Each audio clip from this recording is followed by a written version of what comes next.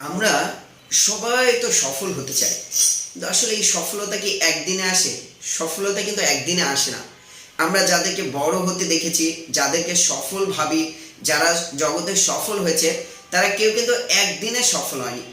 তারা বিভিন্ন ঘাত প্রতিঘাত পেরিয়ে যখনই জীবনে ফেইলিওর হয়েছে, ব্যর্থ হয়েছে, তখন তারা ওই জায়গাগুলোকে সফলতার একটা পিলার ধরে তারা আবার ঘুরে দাঁড়িয়েছে। তারা বারবার চেষ্টা করেছে, কিন্তু থেমে থাকেনি। না থাকার ফলে যেটা হয়েছে, তারা যখন যেখানে ঠেকে গিয়েছে সেখান থেকে শিখে নিয়েছে।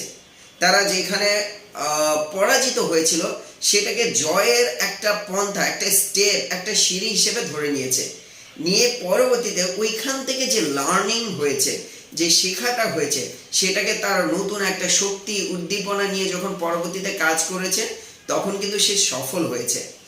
এরকমভাবে দেখা যায় যে জগতে যারাই সফল হয়েছে, আসলে কারোরই জীবনটা আসলে অতটা সুখের ছিল না। তাদের প্রত্যেকের ক্ষেত্রেই ওইটাই প্রযোজ্য হয়েছে যে life is not a bed of roses.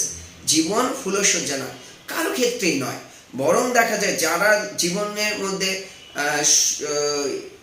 মনে করে যে জীবন ফুলশয্যা, এরা আসলে সফল হতে পারে না। ইভেন যদি সে ফ্যামিলিগতভাবেও আগের সম্পত্তি পেয়ে থাকে, তাও দেখা যায় সেগুলো সে ধ্বংস করে ফেলে। সে আসলে বড় সফল হতে পায় না।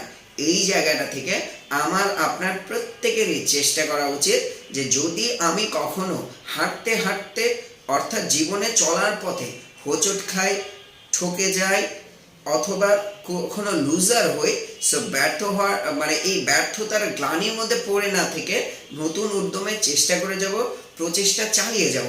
ইনশাআল্লাহ আল্লাহ তাআলা চাহেন তো ইনশাআল্লাহ আমাদের সফলতা আসবেই আসবে। সো প্রত্যেকে দুনিয়া এবং আখিরাতে সফলতা লাভ করেন, এই প্রত্যাশা রাখছি। আসসালামু আলাইকুম ওয়া রাহমাতুল্লাহ।